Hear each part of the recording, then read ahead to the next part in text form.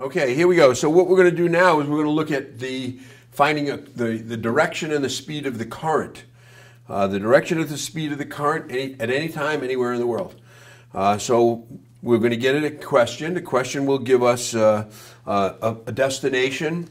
They'll give us a time and a place where we're going to go. So we'll use the example from our book again. And the example is going to say that we are going to go to Barnstable Harbor on April 3rd, 1983 at 13:43 Eastern Standard Time. So again, at the top of the page,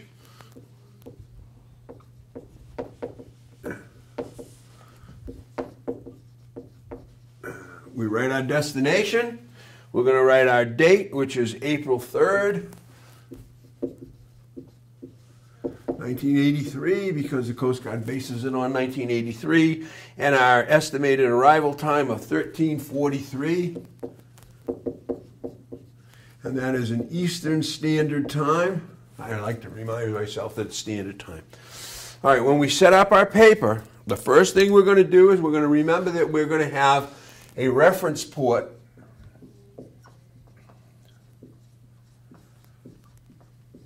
and we're going to have a substation. The substation, more often than not, is where we're headed, our destination.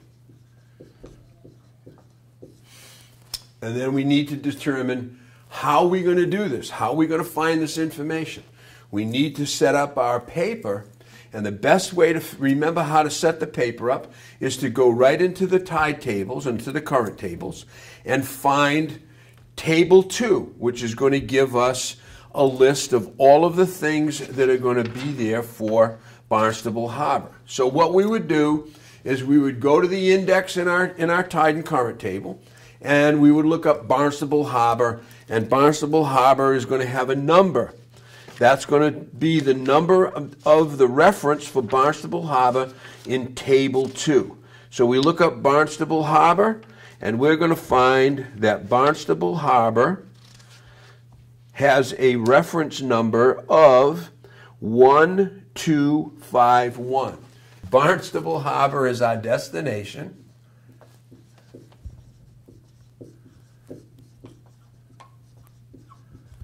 And it has a number of 1251. We look up 1251 in the index, and it is going to refer us in Table 2 to a whole list of ports. We're going to find Barnstable Harbor, 1251, and we're going to come up with Table 2, current differences and other constants, and across the top of that page it's going to say number, place, meter depth, position, latitude and longitude, time differences, speed ratios, and average speeds of direction. This is where we're going to find the information that we're going to need to set up the paper. We don't really care. We found our number. We know our place. Meter depth, immaterial for us. Position and latitude and longitude, if we need to know it, we can use it. But the next is the important part. We have time differences. So our paper is going to have, at the top, time differences. And under the time differences, it lists for us the time of the minimum before the flood, and I abbreviate before, and flood is flood, and then it says flood. Well, for us, we're going to remember that that's the maximum flood, the maximum speed at flood. And then it's going to give us the minimum before the ebb, and the ebb, or the maximum ebb, the fastest that the current will be flowing at the ebb. The next column gives us speed ratios.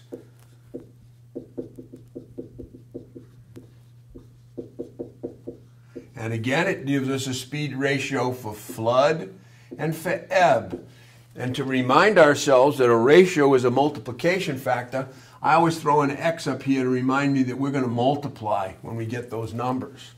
Okay, the next section, the next thing we need to know is going to be the direction that the current is going to be flowing. And the direction is always in degrees.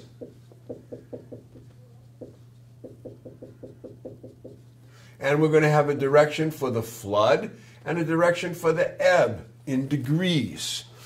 So we found our number for Barnstable Harbor, 1251. We look across and we get the numbers, the corrections that correspond to all of this information. So if we look, we're going to find that the corrections are plus 19 minutes for the minimum before the flood, plus 58 minutes for the maximum flood, plus 22 minutes for the minimum before the ebb, and plus 29 minutes for the maximum ebb. And you'll see that that comes under the time differences in Table 2. Then we have our speed ratio. And for Barnstable Harbor, our flood speed ratio is 1.1. And our speed ratio for the maximum ebb is 1.2 for the ebb. And then the direction, and I put degrees because we care about the direction in degrees and only at the maximums. So the maximum flood degrees is 192 degrees, and the maximum direction of the ebb is at 004 degrees. Those are our correcting factors. Now if we look in the time differences section and we run our finger up from Barnstable to the first indication of a reference port, which it says on, we're going to find that our reference port is Boston Harbor, page 16.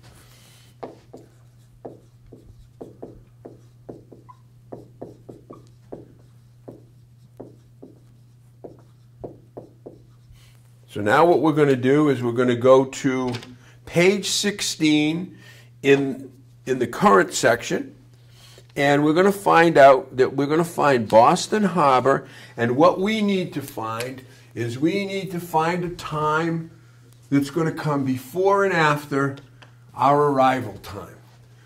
We're intending to arrive in Barnstable at 13:43. We need to find a time at Boston that comes before and after, so that when we do our math, we're going to know that we're going to fit in between somewhere. So when we look at that section, we look up Boston Harbor, and we find April 3rd. And on April 3rd, if you look carefully, you're going to look and you're going to find that the book shows us slack water time and maximum current time. Well, slack water means the same thing as the minimum.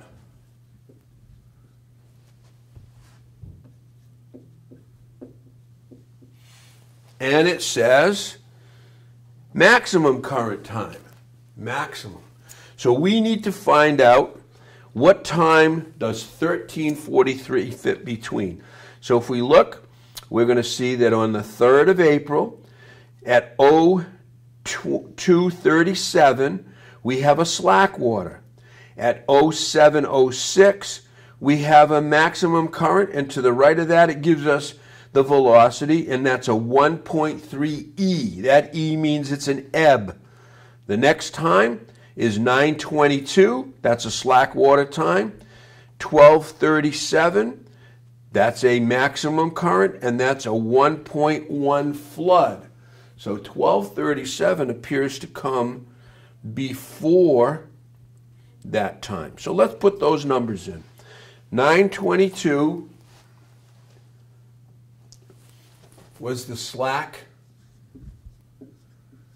for a flood, and 12:37 was the maximum for a flood. The next times, say 15:10, and that's the slack water time, and 19:35, and that's the maximum time, and that's for an ebb. So first number is 15:10, 10, and 19:35. So the flood speed was 1.1. We get that right out of the chart. And then the ebb speed is also, in this case, 1.1. The direction of the current doesn't matter because we're not going to Boston, we're going to Barnstable. So we can leave these lines blank. Okay, so the next step we do, we call it the do the math step, and we simply do the math. No math to be done in direction. So we're going to add, just follow the signs. 9 and 2 is 11. 2, 3, 4, 9, 41. 8 and 7 is 15.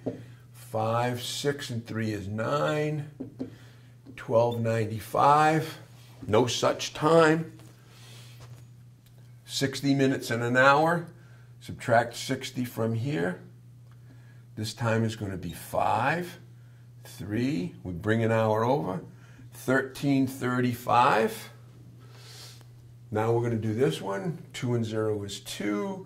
2 and 1 is 3. 5. 1532. 9 and 5 is 14. Carry the 1. 2, 3, and 3 is 6. 19. 1964. Again, no such time. So we're going to take 60 minutes off here. Bring it over to here for an hour. And this is going to turn into 4, 0, 2004. Remember, speed ratios, multiply. 1 times 1 is 1, 1 times 1 is 1, 1 times 1 is 1, 1 times 1 is 1. 1, 2, 1. 2 decimal places, 1.21, and that's knots because that's speed. And then 2 times 1 is 2, 2 times 1 is 2, 1 times 1 is 1, 1 times 1 is 1, and this is going to be 2, 3, 1, 1.32 knots. What we need to find now is where does our time fit in? We've bracketed what time comes before and after 1343. Well, 1335 comes before, and 1532 comes after. So we need to use these times right here. We're showing up sometime between the maximum flood and the minimum ebb. So if you will, we'll take a look over here and we'll think about this. If at 1335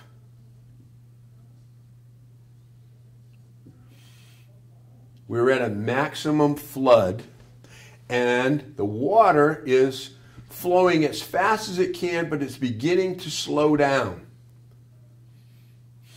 At 1532, the water has reached its slack. This is a flood, and this is the slack of the ebb. We're going to show up at 1343, somewhere here. The water, even though it's slowing down, is still in a flood. So we're going to base what we do off the flood. So we know that the direction of the current is going to be still flooding. It's going to be at 192 degrees. So part of our answer, we know, is going to be 192 degrees, the direction of the current.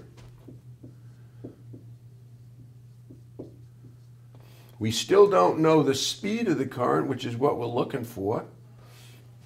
And so we need to kind of do a little evaluation. We're going to look at Table 3 in the current section, and Table 3 is going to show us 2 bits of information that we need to gather. Table 3 says the velocity of the current at any time. And on the left-hand side of the table, it says the interval between the slack and desired time. So interval, that's the difference between the slack and our desired time, our arrival time. Slack is what time? 15:32. Our desired time, we're showing up at 13:43. We need to know the difference, the interval between those. It's a subtraction. We can't subtract 43 minutes from 32 minutes. We need to borrow an hour, 60 minutes and an hour. I bring 60 minutes over here. I turn this into 14. I need to add these numbers. 6, 0, and 2 is 2. 6 and 2, 3 is 9. Now I can do the math. Borrow from here because 2 minus 3 doesn't work. 12 minus 3 is 9. 8 minus 4 is 4. 14 minus 3, 13 is 1. 1 hour and 49 minutes is our interval between the slack and the desired time. Looking back at table 3, at the top of the table it says the interval between the slack and the maximum current. I just call that the slacks to the max. And the slack time again, 15:32. We remember we're going to use the slack twice. And the maximum current time in this case is 13:35. Once again, we can't subtract 35 from 32. We need to borrow an hour. That's going to turn that into 14, an hour, 60 minutes. That's going to turn that into 92 minutes. 12 minus 5, we borrow 1 from here. 12 minus 5 is 7. 8 minus 3 is 5. 14 minus 13 is 1. 1 hour and 57 minutes. That's the difference between slack and maximum. We take those numbers on the left-hand side of the chart. We're going to look and we're going to find the interval between the slack and the desired time.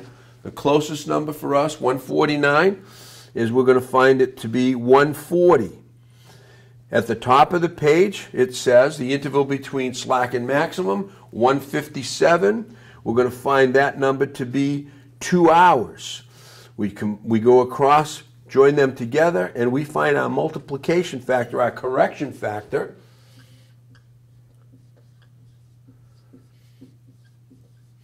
From table 3, our correction is 1.0. At the bottom of the page, or the bottom of the chart, it says, find in the table the factor corresponding to the two intervals and multiply the maximum velocity by this current. The result will be the approximate velocity at the desired time.